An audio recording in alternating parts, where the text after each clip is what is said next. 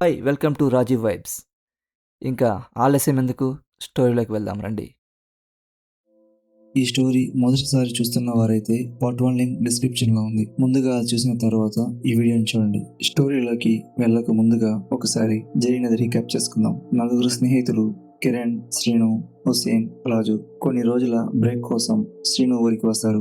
మొదట అన్ని ప్రశాంతంగా అనిపించిన తర్వాత వాళ్ళు ఒక భయంకరమైన నిజం తెలుసుకుంటారు. ప్రతి అమావాస్య రాత్రి ఆ ఊరిలో ఎవరో ఒకరు రహస్యంగా చనిపోతారు అని. ఆ అమావాస్యకి ఇంకా 2 రోజులు మాత్రమే మిగిలి ఉన్నాయి. అప్పుడు ఆ నలుగురు ఒక నిర్ణయం తీసుకున్నారు. ఆ మిస్టరీని వాళ్ళే ఛేదించాలి, అక్కడ జరిగే మరణాలని ఆపాలి అని. ఇక మనం మెయిన్ స్టోరీలోకి వెళ్దాం రండి. ఆ రాత్రి టెర్రస్ మీద జరిగిన చర్చ తర్వాత రాజు ఇలా అన్నాడు. ఇవాళ చాలా లేట్ అయింది, అందరూ నిద్రపోదాం. రేపు ఉదయం నుంచి అసలు పని మొదలు పెడదాం. ఊరంతా తిరిగి ప్రతి ఒక్కరిని అడిగి తెలుసుకుందాం. ఎక్కడో ఒక చోట మనకు ఒక క్లూ దొరుకుతుంది అని అందరూ అంగీకరించారు. ఆ రాత్రి నలుగురు పడుకున్నా ఏ ఒక్కరికి కూడా సరిగ్గా నిద్ర రాలేదు. ఎందుకంటే ఇంకా 2 రోజుల్లో అమావాస్య రాబోతుంది. ఉదయం తొందరగా లేచి అందరూ కలిసి గ్రామంలోకి వెళ్లారు. రాజు ఇలా అన్నాడు, మనం ఇద్దరుగా విడిపోదాం. అలా చేస్తే త్వరగా సమాచారం దొరుకుతుంది అని. అలా 2 టీములుగా విడిపోయారు. టీమ్ 1 రాజు, శ్రీను. టీమ్ 2 కిరణ్, హుసేన్. వాళ్ళు ఊరంతా తిరుగుతూ ఒక్కొక్కరిని అడగడం ప్రారంభించారు. అమావాస్య రోజున జరిగే ఈ మరణాల గురించి మీకు తెలిసినది ఏమైనా చెప్పగలరా? ఆ రాత్రి ఎవరైనా అనుమానాస్పదమైన లేదా విచిత్రమైన విషయం గమనించారా అని. కానీ ఆశ్చర్యంగా ఎవరిని అడిగినా ఒకే సమాధానం చెప్పారు. ప్రతి అమావాస్యకి ఎవరో ఒకరు చనిపోతారు, మరి వారి శవం మాత్రం ఊరి చివర ఉన్న పెద్ద మర్రి చెట్టు కింద కనిపిస్తుంది అని. అంతే, దానికి మించి ఎవరు ఏమి చెప్పలేదు. కొన్ని గంటల తర్వాత నలుగురు మళ్ళీ కలుసుకున్నారు. రాజు ముఖం చూస్తేనే అర్థమైంది, ఎలాంటి క్లూ కూడా దొరకలేదని. అప్పుడు కిరణ్ ఒక ఆలోచన చెప్పాడు.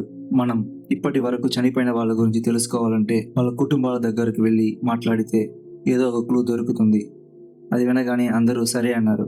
రాజు వెంటనే ఇలా అన్నాడు, ముందుగా ఈ ఊరిలో ఇప్పటి వరకు అమావాస్య రోజున చనిపోయిన వాళ్ళ లిస్ట్ తయారు చేద్దాం. ఆ లిస్ట్ ఆధారంగా మన ఇన్వెస్టిగేషన్ మొదలు పెడదాం. కొంతసేపు శ్రమించి వాళ్ళు ఒక లిస్టుని పూర్తిగా తయారు చేశారు. ఆ తర్వాత మళ్ళీ 2 టీమ్స్ గా విడిపోయారు. సేమ్ ముందులాగే రాజు, శ్రీను, కిరణ్, హుసేన్. ప్రతి ఇంట్లో వాళ్ళు ఒకే ప్రశ్న అడుగుతున్నారు. అమావాస్య రోజు మీ ఇంట్లో ఏం జరిగింది? అక్కడి నుంచి మొదలైంది వాళ్ళకు షాక్ ఇచ్చే నిజాలు బయటపడడం. రాజు, శ్రీను ఒక ఇంటి దగ్గర ఆగారు. ఆ ఇంటి ముందు ఒక వృద్ధుడు కూర్చొని ఉన్నాడు.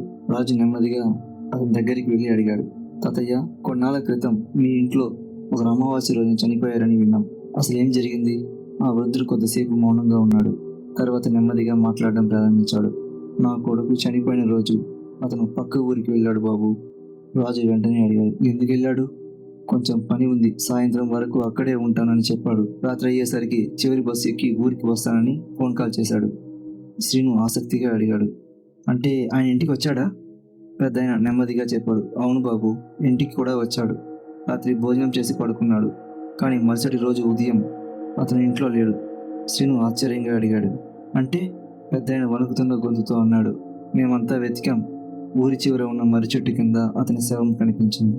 రాజు, శ్రీను ఆలోచిస్తూ అక్కడి నుంచి వెళ్ళిపోయారు. అదే సమయంలో కిరణ్, హుసేన్ ఇంకో ఇంట్లో మాట్లాడుతున్నారు. అక్కడున్న అతను నెమ్మదిగా చెప్పాడు, మా తమ్ముడు కూడా అలాగే చనిపోయాడు బాబు. హుసేన్ వెంటనే అడిగాడు, ఏం జరిగింది? ఆ వ్యక్తి చెప్పడం ప్రారంభించాడు. ఆ రోజు మా బంధువుల పెళ్లి పక్క ఊరిలో జరిగింది. మేమంతా పెళ్లికి వెళ్ళాం. కొంతసేపటి తర్వాత మేము ముందుగానే ఊరికి వచ్చేసాం. కానీ నా తమ్ముడు మాత్రం అక్కడే ఉండిపోయాడు. కిరణ్, అతను ఎప్పుడొచ్చాడు? ఆ వ్యక్తి ఇలా అన్నాడు, పెళ్లి కార్యక్రమాలు అయిపోయాక అతను అర్ధరాత్రి సమయంలో ఒక్కడే ఊరికి వచ్చాడు. ఇంటికి వచ్చి పడుకున్నాడు. కానీ మరుసటి రోజు ఉదయం లేచేసరికి అతను ఇంట్లో కనిపించలేదు. హుస్సేన్ ఆందోళనగా అడిగాడు, తరువాత?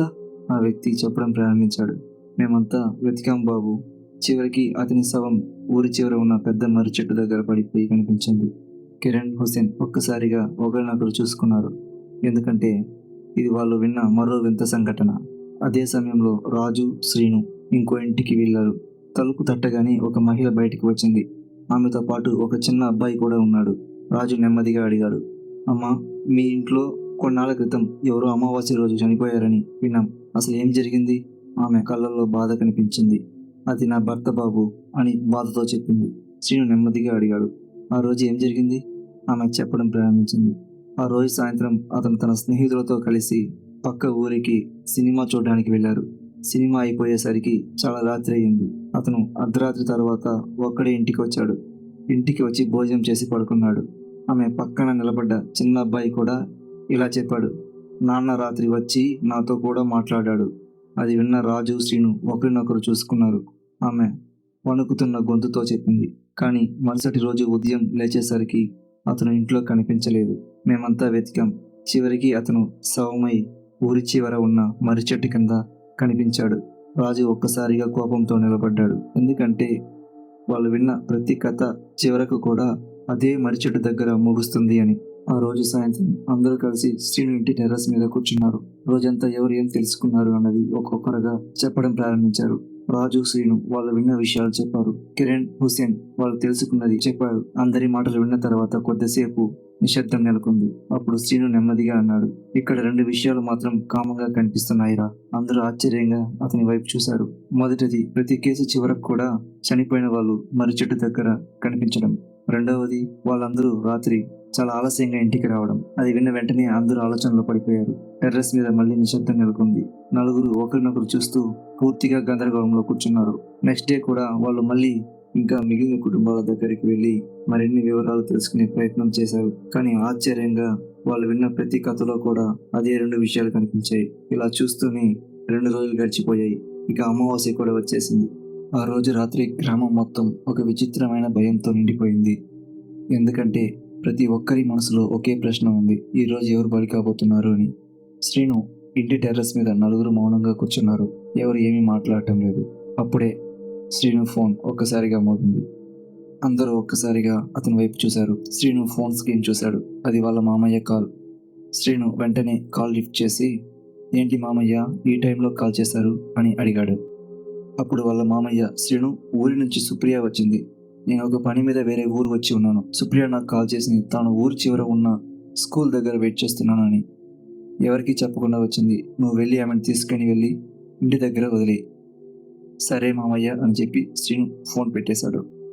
కానీ ఫోన్ పెట్టిన వెంటనే అతను అక్కడే శిలలో నిలబడిపోయాడు. అతని దగ్గరే కూర్చున్న ఫ్రెండ్స్ అది గమనించారు. హుస్సేన్ నవ్వుతూ, ఏంట్రా అలా స్టాచ్యూలా నిలబడ్డావు? ఈరోజు టార్గెట్ నువ్వేనా ఆ మర్రి చెట్టుకి అని సరదాగా అన్నాడు. అందరూ నవ్వుతూ శ్రీను దగ్గరికి వచ్చి, ఏమైందిరా అని అడిగారు. అప్పుడు శ్రీను జరిగిన విషయం అంతా చెప్పేశాడు. సుప్రియ ఊరి చివర ఉన్న స్కూల్ దగ్గర వెయిట్ చేస్తుంది అని.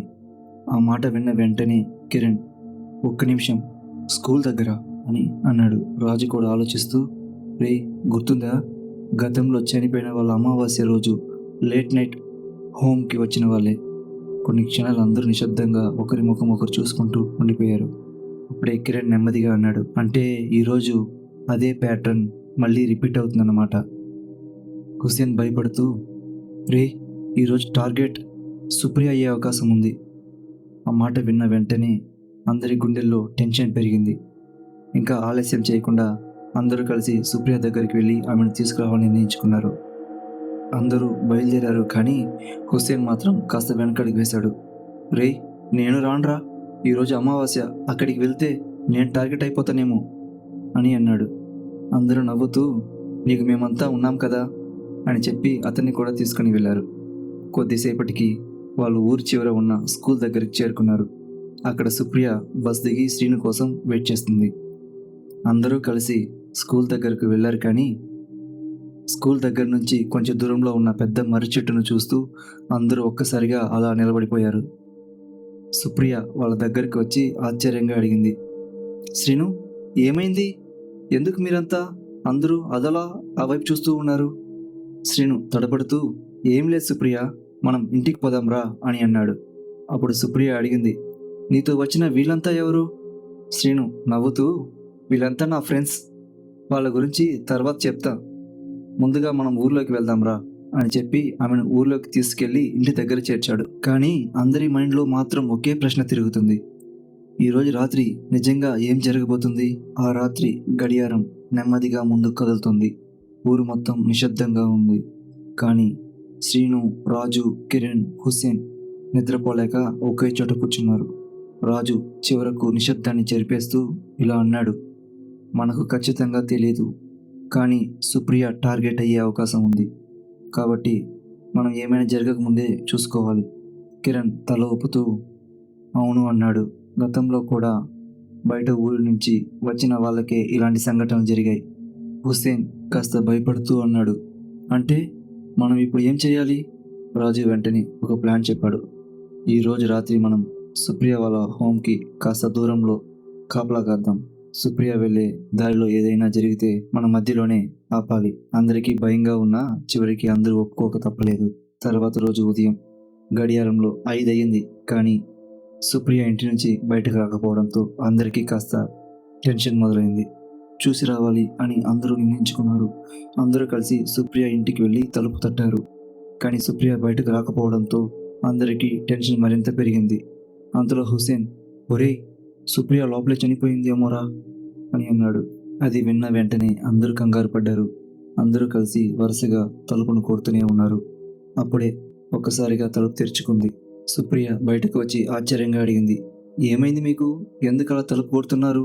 అందరూ ఒక్కసారిగా ఊపిరి పీల్చుకున్నారు. ఏమీ లేదు, ఊరికే అలా వచ్చాం అని ఏదో ఒక కారణం చెప్పి తప్పించుకున్నారు. అంతలో శ్రీను అడిగాడు, ఇంత టైం ఎందుకు తలుపు తెరవడానికి? సుప్రియ నవ్వుతూ, నిన్న రాత్రి చాలా లేట్ అయింది కదా, అందుకే బాగా నిద్రపోయాను అని చెప్పింది.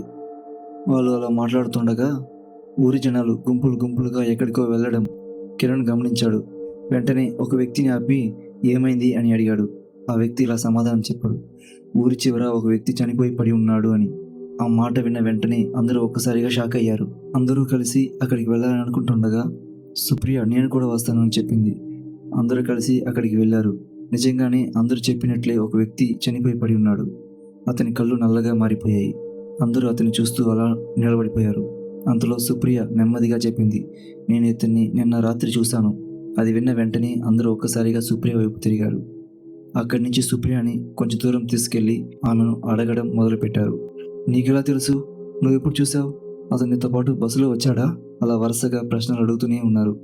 సుప్రియ కోపంగా, అరే ఆపండి, ఎన్ని ప్రశ్నలు అడుగుతారు? ఒక్కదానికైనా సమాధానం చెప్పాలి కదా. అలా అందరూ ఒకేసారి అడిగితే ఎలా చెప్తాను అని అంది. అప్పుడు శ్రీను, లేదు సుప్రియ, నువ్వు చెప్పు, నీకు తెలిసింది చెప్పు అన్నాడు. ఇప్పుడు సుప్రియ ఇలా చెప్పింది, నిన్న రాత్రి నేను బస్ దిగి స్కూల్ దగ్గర వెయిట్ చేస్తుంటే ఈ వ్యక్తి ఆ చెట్టు వైపు నడుచుకుంటూ వెళ్తున్నాడు. అది నేను చూశాను. అది విన్న తర్వాత అందరి మైండ్లో ఒకే ఆలోచన తిరుగుతుంది. ఇంతవరకు లేట్ నైట్ ఎవరైతే హోమ్కి వస్తారో వాళ్ళేగా చనిపోతున్నారు. కానీ ఇప్పుడు మాత్రం ఏంటి కొత్తగా ఎవరో చనిపోయారు, ఇదేంటి కొత్తగా అని అందరూ ఆలోచిస్తున్నారు. అక్కడి నుంచి అందరూ శ్రీను వాళ్ళ ఇంటికి బయలుదేరారు. సుప్రియ కూడా వాళ్ళతో పాటు కలిసి వచ్చింది. అప్పుడు కిరణ్, రేపు మనం చనిపోయిన అతని ఇంటికి వెళ్తున్నాం, ఏం జరిగిందో కనుక్కుంటే మనకి క్లారిటీ వస్తుంది. అప్పుడు సుప్రియ అడిగింది, అవన్నీ మీకెందుకు? అప్పుడు హుసేన్ ఇక్కడ జరిగే విషయాలన్నీ ఆమెకు చెప్పేశాడు. అంతేకాదు వాళ్ళు దీన్ని ఇన్వెస్టిగేషన్ చేస్తున్నారని కూడా చెప్పాడు. అది విన్న వెంటనే సుప్రియ షాక్ అయింది. అందుకేనా నిన్న రాత్రి నుంచి మీరు నా చుట్టూ కాపలా కాస్తున్నారు? ఉదయం వచ్చి తలుపు కూడా గట్టిగా కొట్టారు అని అడిగింది. అందరూ అవునని తల ఊపారు. అప్పుడు సుప్రియ నవ్వుతూ ఇలా చెప్పింది, నేను కూడా మీతో జాయిన్ అవుతాను. ఈ ఇన్వెస్టిగేషన్ చాలా ఇంట్రెస్టింగ్గా ఉంది. నాకు కూడా ఈ కాలేజ్ హాలిడేస్లో కాస్త బోర్ కొట్టకుండా ఉంటుంది అని చెప్పింది. శ్రీనుకి ఆమె చిన్నప్పటి నుంచి తెలుసు కాబట్టి ఇంకా వద్దు అంటే వినదని తెలిసి చివరికి సరే అని ఒప్పుకోక తప్పలేదు. ఇప్పుడు వాళ్ళు 5గురు అయ్యారు. కానీ వాళ్ళకి ఇంకా తెలియని ఒక విషయం ఉంది. వాళ్ళు వెతుకుతున్న మిస్టరీ ఇప్పటికే వాళ్ళను గమనించడం ప్రారంభించిందని.